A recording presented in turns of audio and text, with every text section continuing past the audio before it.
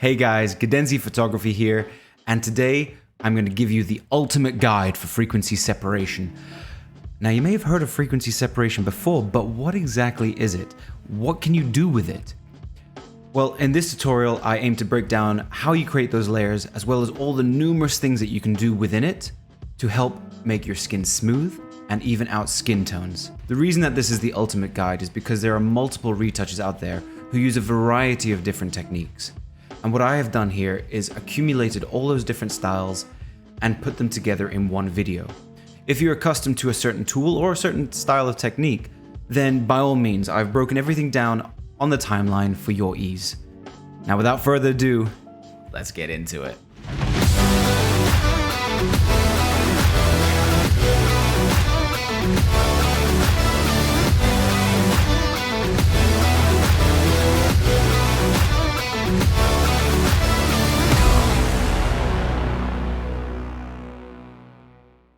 So what exactly is frequency separation? Well, in short, it's separating the frequencies on the skin. But what are skin frequencies? Let's think of the high frequency as a very sharp, as mainly focusing on the skin texture, such as wrinkles, such as pores or blackheads or anything like that. Whereas the lower, the soft frequency is more on the colors and the skin tone. Now here we'll be separating those two so you can work on each layer individually. And this is how we do it. So here we have our fantastic model. And as you can see on the face, we can see all the different skin textures, as well as all these different color variations within the skin. Now what we aim to do is obviously separate these frequencies, as I mentioned before, but work on each layer individually. Now, before we can proceed with any of this, we have to ensure to remove all major blemishes from the skin, such as large spots or skin imperfections. Now, I have a fantastic tutorial on how to do that already, so please feel free to check out the link below in the description. Now, as you can see here, I've just done some basic spot removal just to make sure that we remove any large blemishes from the skin. Now, to be able to frequency separate these layers, we first have to merge all visible, because I've already done some retouching, which we do by Shift Control Alt E or Shift Command Alt E on a Mac to create a merged layer, and then Control J or Command J on a Mac to create a new copy. Now, we're going to rename these low frequency, blur, and high frequency, texture. We have to ensure that the texture layer is turned off. We select the blur layer and we go to Filter, Blur, Gaussian Blur. Now the aim is to basically remove all skin texture from the skin so it's no longer visible. So yeah, that's about right. Obviously your image might be very dependent on the size and the resolution of it, but I think this is good for now. So we'll select that. And then to separate the high frequency, we select the layer, we go to Image, Apply Image, and we make sure that we have the low frequency layer, the blur layer selected. We have the blending mode to subtract. And then the scale is 2 and the offset is 128. I'm not too sure why some mathematician has come up with that, but that's generally what we use and that never changes. So once that's set and programmed in, we never have to touch that again. And then we click OK. Now for those who use Photoshop more frequently, they may look at this and be like, well, that looks like a high pass layer. And you're right, that is effectively what we're doing, except we've just really fine-tuned it to subtract only what is missing from the blur layer. So we take the blend mode and we make it linear light. And look at that. Already, it looks exactly like the native file. And there's no difference between them except for the blemish removal. And what I like to do is just select both layers and press Ctrl G or Command G on a Mac just to group them up, and we can rename this frequency separation.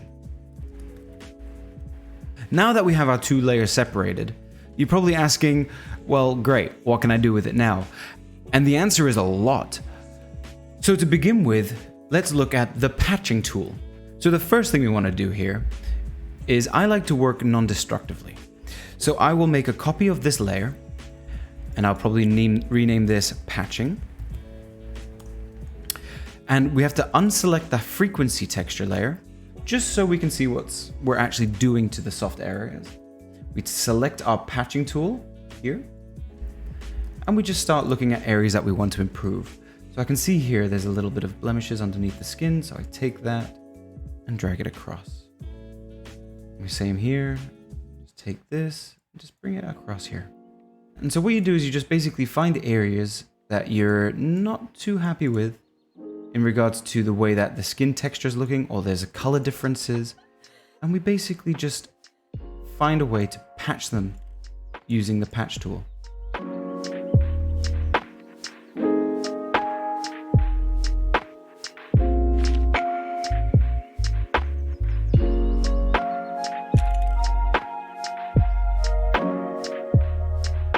And so from here we can already see some of the difference that we've done. Now if we add our high frequency texture layer back in, as in the skin texture, you can see the difference that this makes from before and after. Now obviously we can spend a lot more time and go through every section of it just to ensure that we get the most out of it. However, this is a great indication of what you can be doing with the patch tool. Now let's look at our second tool that we want to use, which is the mixer brush. So as before, to work in a non-destructive way, we have to copy the blur layer, which we do by Ctrl-J or Command-J on a Mac. And let's rename this mixer brush. So we go across to where our brushes are and we select the mixer brush. Now typically there are a lot of settings to use for the mixer brush. We have to make sure that the load brush after each stroke is unselected, and that the brush is cleaned after each stroke. I typically have the wet around about 4%, the load at 35%, the mix at 90%, and the flow at 100%. Now obviously this comes down to personal preference, so whatever you're happy with. If you feel like the brush is mixing too much, we can always reduce down the flow or the wetness to ensure that when you're working on an area, you can build it up progressively. So what we want to do is take the mixer brush and just begin brushing on the areas that you want to have blended together, and just gradually work it in. Now, one thing that you really have to take care of, for example, if I was to go across the nose here, let me just reduce my brush size a little bit, is you want to go and follow the line on the nose. If, for example, we were to go across, you can see it's starting to form these weird lines across. However, if we were to keep along the same lines of the brush and of the nose, along the face, then we get the results that we want. So for example, here we want to go this way across the cheek. And it's basically just following the lines of the face.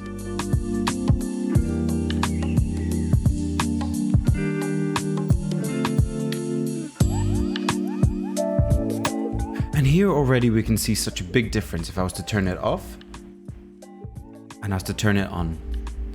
So we can see when with the high frequency layer turned off, we get a better understanding of what we're actually blending together. We turn it on, this is with the mixer brush off and the mixer brush on. As you can see, the mixer brush is a very powerful tool.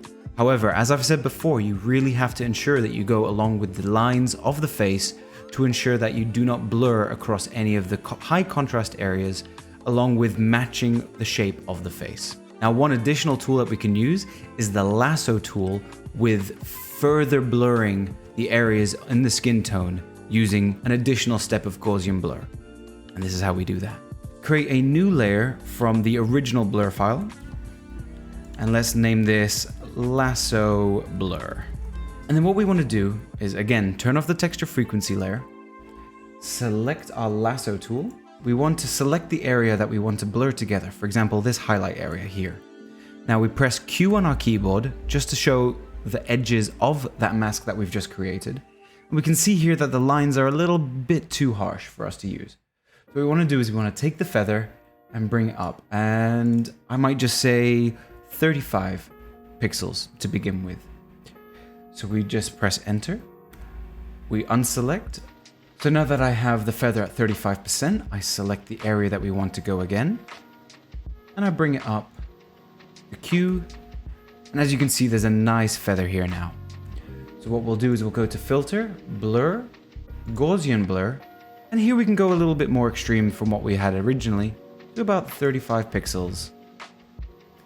Actually, yeah, that's about right. To get out of it, we hold Control D or Command D on a Mac, and then we select another area. To select the same filter that we had just used, we do Control Alt F, and it applies the same blur level. Or we can go here and see that it's the first one on the top of the list. And we continue to do this around the face. One thing that you really want to avoid is you want to avoid all high contrast areas, such as the eyes, the nose, the mouth, eyebrows, the chin line.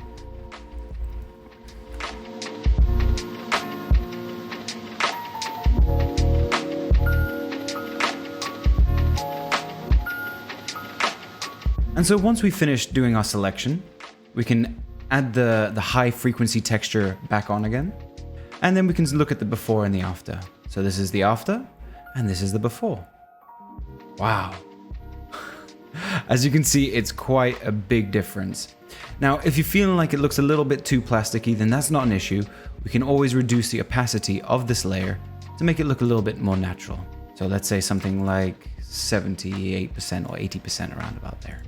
Now, as you can see, the lasso and blur technique is very effective. However, you do have to be very cautious about going too close to the cheeks, otherwise you might blend some of the background into there. So just make sure that as you're doing this tool and as you're going through it, just to be careful of what exactly you're selecting. Now, the last technique I want to show you doesn't necessarily help with the skin smoothing. However, it definitely helps in regards to managing and balancing skin tones. And that is using color. So now that we have the high frequency and the low frequency separated, we can actually work on just the skin colors without adjusting the skin texture at all. So for example, if I was to remove the skin texture here, and I was to take the brush tool, and let's just select a random color like this blue here, and I was just to make another layer, and I was just to add this color here. And if I add the frequency back on top, as you can see, the texture is still there underneath. Same with it here, same with everywhere. Now, obviously this is a very extreme example, but let's say we wanted to get rid of this highlight in between her eye here. So what we can do is we can take the brush tool and we can select a color that's right next to it. And then let's bring our flow down to about 3%. And what we can do is we can just work on this area and then just match that color there. And so before and after, if we were to add in the texture, we can see the difference that this creates. So this can also work on multiple different areas around the face. So let's say I wanted to select this. I can bring that texture just a little bit higher. Just like that. And already it makes a big difference. Alternatively, what you can do is if you wanted, for example, her blush to match more of her lip color, we can select the color of the lips, make it a bit bigger, and just paint it on. Now, obviously that's a little bit extreme. That's just more of here to show you the example. But if you wanted to reduce the opacity, you can as well. Now, obviously, as you can see, this is a great technique for adjusting makeup. For example, if you were to see a gap in the lips or anything in the eyeshadows or the blush, then you can use this tool to help out with that as well. So now that we've done everything for the skin tone and color, now let's start working on the texture layer. Now, this is obviously the high frequency layer, which only shows the pores or the lines on the face, and we can adjust those separately without worrying about adjusting the color. So with the high frequency texture selected, we can go ahead and select our stamp tool. Now, for example, we see here, there's just a little bit of texture left over from some of the makeup. So what we can do here is we can just select an area with similar texture that we would like to copy, select it, and drag it across. Now you're probably wondering why that happened. because we need to here only select the current layer, because we only want to work on just the textures alone. So again, we select the area and we go over and we remove the textures.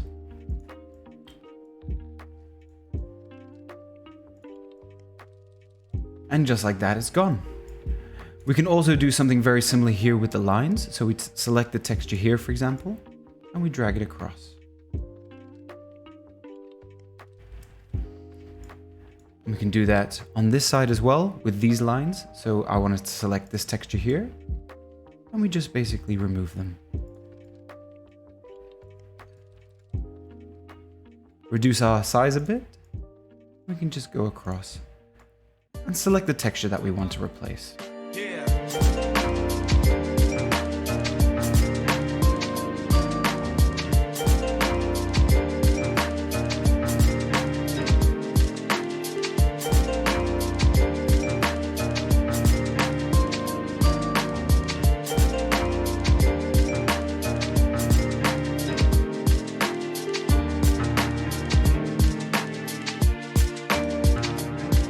And here we can see quite a difference already. If I was just to turn off the entire group, there's the before, and here's the after. With just nice, subtle skin retouching, no plastic look, a nice natural skin texture still intact with nice, smooth skin tones. And there we have it. So what can we do with frequency separation? Well, quite a lot. If you were to ask me what tool I specifically use, I typically use a mixture between all of them to achieve the look that I want. I sometimes experiment with entirely different things, and because I have the flexibility of adjusting either layer, it allows me to have a lot more control and achieve the look that I want. So I hope this has been helpful. Feel free to like and subscribe to my channel because I'll have a lot more videos coming out, and I'll see you guys on the next one. Peace.